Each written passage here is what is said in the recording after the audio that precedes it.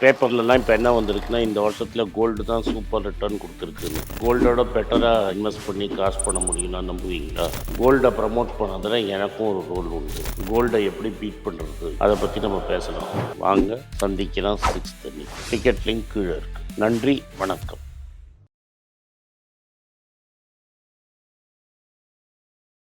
வணக்கம். மீண்டும் மணிப்பேச்சில் உங்களெல்லாம் சந்திப்பதில் எனக்கு மிக்க மகிழ்ச்சி. இன்றைக்கி சனிக்கிழமை உங்கள் கேள்விக்கு பதில் சொல்லணும். விஷ்ணு வந்திருக்கான், உங்கள் கேள்விக்கு பதில் சொல்லணும். எல்லாருக்கும் வணக்கம். வணக்கம் சார். சார், நிறைய கேள்விகள் இருக்குது இந்த வாரம். ஸோ ஒவ்வொரு கேள்வியும் உங்ககிட்ட கேட்குறேன் சார். ஃபஸ்ட்டு கேள்வி, நேற்று வந்த டெவலப்மெண்ட்டு, டிஜி கோல்டுக்கு எங்களுக்கு சம்மந்தம் இல்லைன்னு செபி சொன்னாங்க. உடனேயும் இந்த jewellers association, bullion and jewellers association அப்படின்னா ரெகுலேட் பண்ணுங்க அப்படின்னு சொல்லி மறுபடியும் செபி கிட்ட போனாங்க. செபி கண்டுக்கல அப்படின்னா அடுத்து நாங்கள் கவர்மெண்ட் கிட்ட போவோம் அப்படின்னு சொன்னோன்னையும் நேற்று ஈவினிங் செபி என்ன சொல்லிட்டாங்க, மறுபடியும் சொல்கிறோம், நாங்கள் இதுக்கு சம்மந்தம் இல்லை, இதுக்கு எந்த டிராஃப்ட் ரூல்ஸ் கூட நாங்கள் எதுவுமே பண்ணலை, இதுக்கு எங்களுக்கு சம்மந்தம் இல்லைன்னு சொல்லிட்டாங்க. அடுத்தது கவர்மெண்ட் கிட்ட போகிறாங்க. ஸோ இதை ரெகுலேட் பண்ணுறதுக்கான வாய்ப்பு இருக்கா? கவர்மெண்ட் கிட்ட அடுத்தது மூவ் பண்ண போகிறேன்னு சொல்லியிருக்காங்க. பட் நிறைய பேர் இதை வாங்கியிருக்காங்கல்ல சார், ஆப்வியஸாக இப்போ கவர்மெண்ட் அதை கன்சிடர் பண்ணல. ஒன்று செகண்ட், நீங்கள் பண்ணுறதை பண்ணிவிட்டு அப்புறம் கவர்மெண்ட் ரெகுலேட் பண்ணணும்னு அவசியம் இல்லை. ஃபஸ்ட்டு இது ரெகுலேட் பண்ணணும்னா நீங்கள் கவர்மெண்ட் கேனாட் சடன்லி ரெகுலேட். இதுக்கு ஒரு சட்டம் பாஸ் பண்ணணும். டிஜிட்டலாக நீங்கள் இந்தியாவில் கோல்டு வச்சுக்க முடியுமான்னு எக்ஸாமின் பண்ணணும். எந்த ஆக்ட், கோல்டு ஆக்ட்னே இருந்தது, அது இப்போ என்ன ஸ்டேஜில் இருக்குன்னு எனக்கு தெரியாது. அதை யார் ரெகுலேட் பண்ணுவாங்க? அப்புறம் நாளைக்கு ஹால்மார்க்கை கன்சியூமர் ப்ரொடெக்ஷனில் தான் அதை ரெகுலேட் பண்ணுறாங்க. ஸோ நீ ஹால்மார்க் கோல்டா, இந்த கோல்டா, அந்த கோல்டா, நீ எங்கே கோல்டு வச்சுருக்க, இதை எந்த ரெகுலேட்டர் பார்க்கணும், இதெல்லாம் பொறுமையாக தான் செய்ய முடியும். நீங்கள் இஷ்டத்துக்கு ஒரு ப்ராடக்டை லான்ச் பண்ணிவிட்டு கவர்மெண்ட்டுக்கிட்ட போய் நிற்கிறதுங்கிறது ப்ராக்டிக்கல் கிடையாது. But having set all this, நிறைய மக்கள் காசு போட்டிருக்காங்கன்னா கவர்மெண்ட் ரெண்டு விஷயம் பண்ணும். ஒரு 60 நாள் டைம் தரேன், நீங்கள் எல்லாத்தையும் ரிட்டர்ன் பண்ணிவிடுன்னு சொல்லலாம். ஓகே, டிஜிட்டல் கோல்டு கம்பெனிஸ் கிட்ட. ஆமாம், நீங்கள் எல்லா பணத்தையும் ரிட்டர்ன் பண்ணிவிடுங்க, உங்களுக்கு இவ்வளோ நாள் டைம் தரோம். ஓகே, அந்த பீரியடில் யூ ரிட்டர்ன் ஆல் தி கோல்டுன்னு சொல்லலாம். இல்லை நான் ஒரு சட்டத்தை பாஸ் பண்ணி நான் யாரையா ஒருத்தரை என்பவர் பண்ணுறேன், உங்களை ரெகுலேட் பண்ணுறதுக்கு நீங்கள் டாக்குமெண்ட்லாம் அங்கே போய் சஜஸ்ட் பண்ணுங்கள், அவங்க ரூல்ஸ்லாம் சொல்லுவாங்க, அந்த ரூல்ஸ் படி நீங்கள் கொடுங்க அப்படின்னு சொல்லலாம். Okay sir. ஸோ இதுதான் நடக்கும். ஆனால் லாஸ்ட் மந்த் 500 கோடி ரூபாய்க்கு வாங்கியிருக்காங்க. மறுபடியும் இந்த பிரச்சனை வந்ததுக்கப்புறமும் ஒரு 500 கோடி ரூபாய்க்கு டிஜி கோல்டு சொல்லிட்டேன். மக்கள் நீங்கள் முட்டாள்தனம் பண்ணிட்டு குத்துறதே குடையிறதே நீங்கள் சொல்ல முடியாது. இப்போ எப்படின்னா, நான் ஒரு 5 வருஷத்துக்கு முன்னே எனக்கு ஞாபகம் இருக்குது, சேலத்துக்கு ஒரு எலெக்ஷன் கேம்பெயின் போயிருந்தேன். நான் இருந்த ஹோட்டலில் செமினார் போட்டு நடத்திட்டு இருந்தாங்க. பெல்டெக்கோ ஏதோ ஒரு காயின் பேர், பெல்டெக்ஸ்னு ஒரு காயின். என்னையும் சுற்றி வந்தாங்க, இன்வெஸ்ட் பண்ணடா. அது எம்எல்எம் ஸ்கீமு. அவன் நோட் புக் எடுத்து போட்டுன்னு செமினார்னு போய் அங்கே உட்காந்துக்கிட்டு அந்த ஹோட்டலில் மொத்தம் போட்டு போர்டு போட்டு காமிச்சுட்டு இருப்பான். அந்த பெல்டெக்ஸில் அது கிரிப்டோ தானே சார்? அது ஒரு கிரிப்டோ. கடைசியில் கவர்மெண்ட் என்ன பண்ணிட்டுறா, அந்த கிரிப்டோ தேராதுன்னு சொல்லிட்டான். கிரிப்டோலாம் வேஸ்ட்டுன்னு. இன்றைக்கி பெல்டெக்ஸ் என்ன ஆச்சுன்னு தெரில. சேலத்தில் நான் பார்த்த ஒரு ஹோட்டலில் பார்த்த மேட்னஸ் பார்த்திங்கன்னா, தமிழ்நாட்டில் டெஃபினட்டாக ஒரு 500 கோடியாவது அதில் போட்டிருப்பாங்க இந்த பெல்டெக்ஸில். அந்த பணம் என்ன ஆச்சுன்னு யாருக்கும் தெரியாது. அதே மாதிரி வேலூர் காஞ்சிபுரத்தில் ஒரு ஆள் பெருசாக நடத்தி ஐஎஃப்எஸ்னு ஒன்று நடத்தி போலீஸ்லேருந்து எல்லோரும் போட்டுட்டு இருந்தாங்க. என்கிட்டலாம் வந்தபோது நான் சொல்லாமல் சொன்னேன் பண்ணாதுன்னு. கடைசியில் அது ஸ்கேம் ஆகி வெடித்து கடைசியில் எப்படி ரிசால்வ் ஆச்சுன்னு தெரியல. ரிசால்வே ஆகலைன்னு நினைக்கிறேன். ஸோ ஏமாற்றத்துக்கு 4 பேர் இருந்துகிட்டே இருப்பான். நம்ம தான் கொண்டு போய் தலையாக கொடுக்கறது நம்ம ப்ராப்ளம். அந்த ஐஎஃப்எஸ் ஓனர்கிட்ட 1-to-1 இன்டர்வியூ எடுக்கிறதுக்கு எனக்கு கூப்பிட்டுருந்தாங்க சார். அது ஒன்று நடந்தது. ஸோ அப்புறம் நீங்கள் போனீங்களா? போகலை. ஏன்னா நான் வேற ஒரு கம்பெனியில் ஒர்க் பண்ணிட்டுருந்தேன். இது கூப்பிட்டது நேஷ்னல் கம்பெனி ஒன்று, நேஷ்னல் மீடியா ஒன்று. ஸோ நேஷ்னல் மீடியா வரைக்கும் போய் பண்ணாங்க. எஸ், அதுக்கு தான் இந்த பாயிண்ட்டை சொல்ல வரேன். செபி ஆக்டேஷன் எடுக்காமல் இருந்தது. ஸோ செபி ஆக்ட் பண்ணல. கடைசியில் பணம் காணும் அப்படிங்கும்போது பெருசாக இஷ்யூ ஆச்சு. இதில் ஃபண்டமெண்டலாக செபியோட அப்ரூவல் இல்லாமல் காசு வாங்கிறதுக்கு எப்படி பேங்க் அக்கௌண்ட் ஓப்பன் பண்ணாங்கன்னு ஒரு கேள்வி. இதுக்கெல்லாம் பேங்க்கு யாருமே பதில் சொல்லலை. மேக்ஸிமம் மிஸ் செல்லிங் பேங்க்கில் தான் நடக்கும். ஆனால் பேங்க்கு ஹோலி கோ மாதிரி வச்சு நம்ம அவங்க பதிலே சொல்லாமல் அப்படியே முடிச்சிருவோம். Okay sir. ஸோ இப்போ இந்த சுச்சுவேஷன்லேயும் டிஜிட்டல் கோல்டை பொறுத்த வரைக்கும் கவனம் கவனம் கவனம். கரெக்டாக சார்? என்னை பொறுத்த வரைக்கும் வாங்காதீங்க. நான் அதை தான் வாங்குவேன்னு வாங்கினீங்கன்னா நீங்கள் பண்ணுற தப்பு. நான் தலைகீழாகத்தான் குதிப்பேன்னா ஒன்றும் பண்ண முடியாது. முடியாது. ஓகே, அடுத்தது சார். ட்ரம்ப் வந்து காஃபி, பனானா, பீஃப் இந்த மாதிரியான விஷயங்கள்லாம் நான் டேரிஃபை கட் பண்ணுறேன். என்னாச்சு சார் திடீர்னு அவருக்கு மூக்கத்தை தலையை சுற்றி மூக்கை தொடுறாரு. டேரிஃப் ஆர் பேடுன்னு சொன்னதே இதுக்குனால தான். விலைவாசியே ஏறாதுன்னாரு. இப்போ கிராசரி பில்லு பயங்கரமாக ஏற ஆரம்பிச்சிடுச்சு. ஸோ மக்கள் வந்து இந்த ப்ராடக்ட்ஸ்லாம் வந்து அவங்களால சமாளிக்க முடியாத அளவுக்கு இப்போ டேக்ஸ் ஏறுது, பணம் ஏறுது. அதனால் மக்கள் வந்து ஒரு ஆன்டி ட்ரம்ப்பாக மாறிடுவாங்க. ட்ரம்ப்போட அப்ரூவல் ரேட்டிங் குறைஞ்சிருச்சு.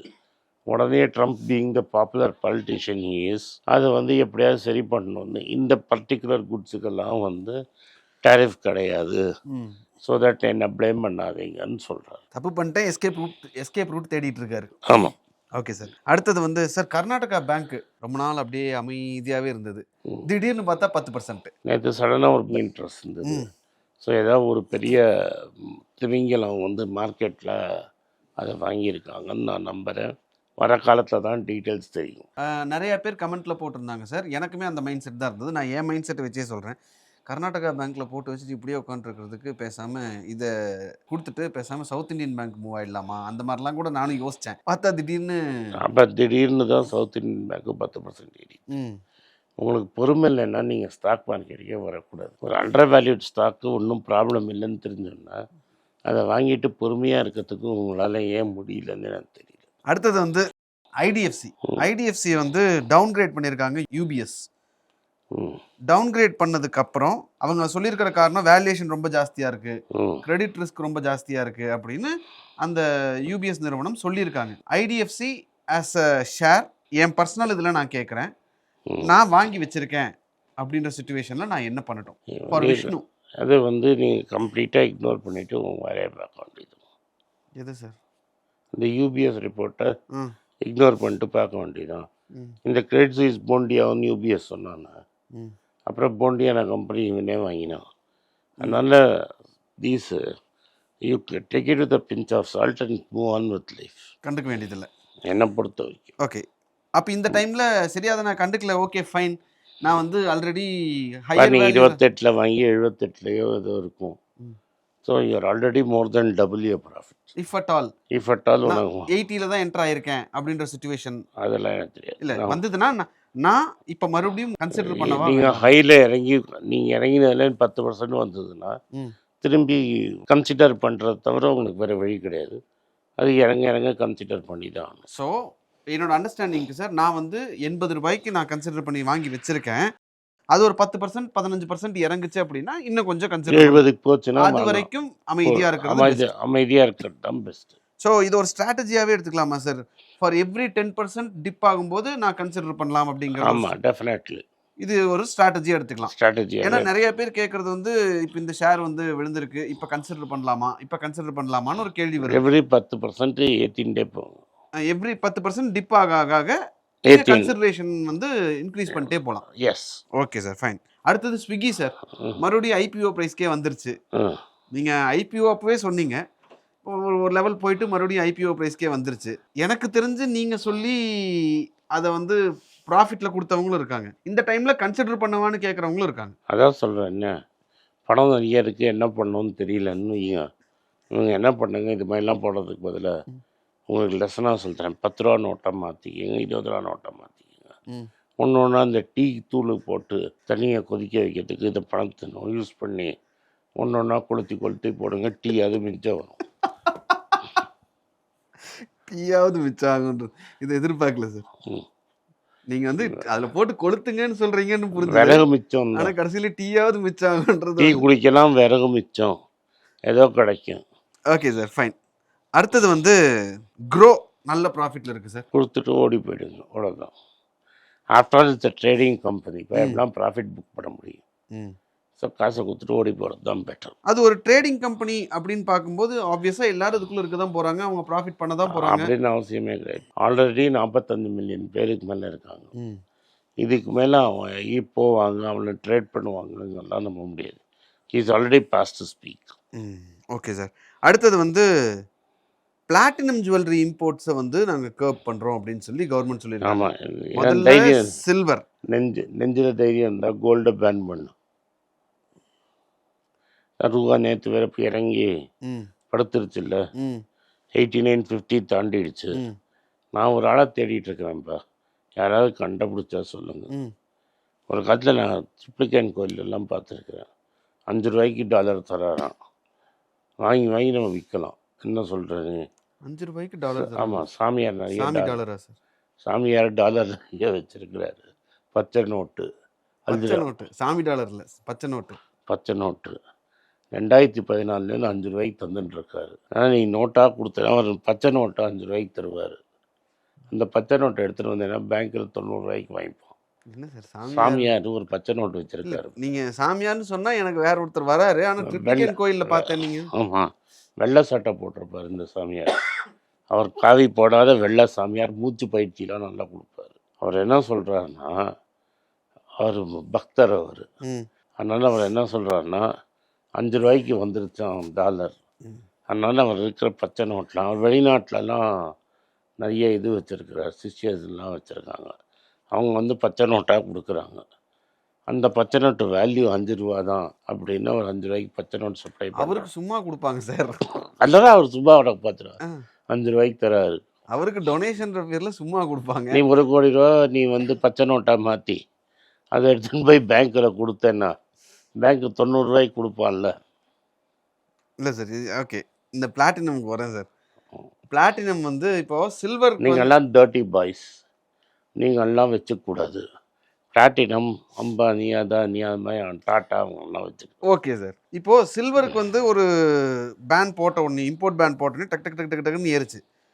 பிளாட்டினம்க்கு யாருமே இப்போ ஆக்சுவலி சொல்ல போனால் பிளாட்டினம் சீன்றதே இல்லை, சும்மா போட்டு அந்த மாதிரி தான் இருக்குது. ஆக்சுவலாக ஒரு டிமாண்டை கிரியேட் பண்ணுறாங்களோ, அடுத்த கோல்டு இதுதானோ அப்படின்னு ஒரு சந்தேகம் வருது. அது கோல்டோட காஸ்ட்லி ஆச்சு. அதுதான் கேட்குறேன். அதனால தான் அதான் எனக்கே புரியலன்னு நான் சொல்கிறேன். அதனால தான் எம்ஜிஆர் கதை சொல்கிறேன் ஒன்று. Okay sir. ஏன்னா திடீர்னு பிளாட்டினம்க்கு இவங்க பாட்டுக்கு ஒரு டிமாண்டை கிரியேட் பண்ணி கோல்டெல்லாம் ஒன்றுமே இல்லை, அடுத்தது நீ பிளாட்டினம் தான் அப்படின்னு ஒன்று கொண்டு வந்து ரூபாவை கவனிங்க சொல்லுப்பா சார். டாலர் ஸ்ட்ரென்த் ரூபா வீக்குனால டாலர் ஸ்ட்ரென்த்னு ஆகுது. அந்த டாலரை கொஞ்சம் கவனிக்க சொல்லு. ரூபா வீக்கன் ஆகல, டாலர் ஸ்ட்ரென்த் ஆகுது. ஆனால் அடி வாங்குறது ரூபா தான். ஆமாம், அது எப்படி மாற்றி சொன்னாலும் அடி வாங்குறது நாங்கள் தானே சார். ஒன்றும் இல்லைப்பா, 31 கிராம் 4000 ரூபா சும்மா ஏற்றி கொடுத்துருக்கேன். நான் சும்மாவாவது வீட்டில் பணக்காரெல்லாம் கிராம் வச்சுருக்கான் சார். 88 68 89 68 ஆகிட்டோம் சார். ஒரு கிராமுக்கு ஒரு 30 கிராமுக்கு 4000 ரூபாய் ஏற்றி கொடுத்துருக்கோம் சார். வணக்கம் சார் அப்படின்னு சொல்லியிருக்காங்க. சரி சார், பிளாட்டினம் பற்றி உங்களுடைய ஒப்பீனியன்? ஏன்னா அடுத்தது நாங்கள் சில்வர் அப்படின்னு டக்கு டக்கு டக்கு பிளாட்டினம் ரா மெட்டீரியல். ஆனால் பேங்க் பிளாட்டினம் வச்சுன்னு காசு கொடுப்பான்னு பாருங்க சார். அது வந்து இப்படின்னு நினச்சாங்கன்னா ஆர்பிஐ சொல்லி ஒரு டிராஃப்ட் போடுப்பா அப்படின்னு டிராஃப்ட் போட்டால் நம்ம ஓடி போய் பிளாட்டினம் வாங்கலாம். அது வரைக்கும் பிளாட்டினம் வெறும் அழகுக்கு தான். சார் வெள்ளிக்கு அதுக்கும் ஒரு டிஃப்ரென்ஸும் இல்லை சார். ஏன்னா டக்குன்னு ஒரு சந்தேகம் வந்துடுது. இப்போ இந்த மாதிரி இவங்க பேன் பண்ணாங்கன்னா ஓகே, ஒரு டிமாண்ட் வரும் போல் இருக்கு, அடுத்தது இவங்க கோல்டை வந்து பிளாட்டினம் தான் அடுத்த கோல்டுன்ற மாதிரி பண்ணுறாங்களோன்னு ஒரு பயம். இதெல்லாம் ஒன்றும் வேணாம், உனக்கு தில்லு இருந்தால் கோல்டை பேன் பண்ணு. நாங்கள் பிளாட்டினம் சில்வருக்கு வந்துட்டோம், அடுத்தது பிளாட்டினம் வந்துட்டோம். நீ கோல்டை பேன் நிற்கிறீங்களே சார். நீங்கள் கோல்டை பேன் பண்ணுப்பா. நான் பதில் சொல்லிட்டேன் சார். என்னது? கோல்டை பேன் பண்ணுன்னு சொன்னீங்க, பாஸ். நாங்கள் அடுத்தது பிளாட்டினம்க்கு வந்துட்டோம். Okay sir. ஸோ இன்னும் நிறைய கேள்விகள் இருக்குது. கிரிப்டோ வந்து பயங்கரத்தில் இருக்குது, அதெல்லாம் நாளைக்கு நான் கேட்குறேன் சார். அது போக இவி மார்க்கெட் வந்து பெரிய பூமிங் இருக்கும் அப்படின்லாம் ஒரு இது இருக்குது. ஸோ அதில் இந்த கார் சம்மந்தமான ஸ்டாக்ஸ் எல்லாம் எப்படி இருக்குது அப்படிங்கிறத நாளைக்கு நான் உங்ககிட்ட கேட்குறேன் சார். நன்றி, வணக்கம். இந்த வீடியோ உங்களுக்கு பிடிச்சிருந்தா இந்த வீடியோவை லைக் பண்ணுங்கள், எங்கள் சேனலை சப்ஸ்கிரைப் பண்ணுங்கள், பெல் நோட்டிஃபிகேஷன் தட்டுங்க. இந்த வீடியோ பிடிச்சிருந்தா உங்கள் சொந்தக்காரங்களுக்கும் ஃப்ரெண்ட்ஸுக்கும் அனுப்புங்க, அவங்கள பார்க்க சொல்லுங்கள். வணக்கம்.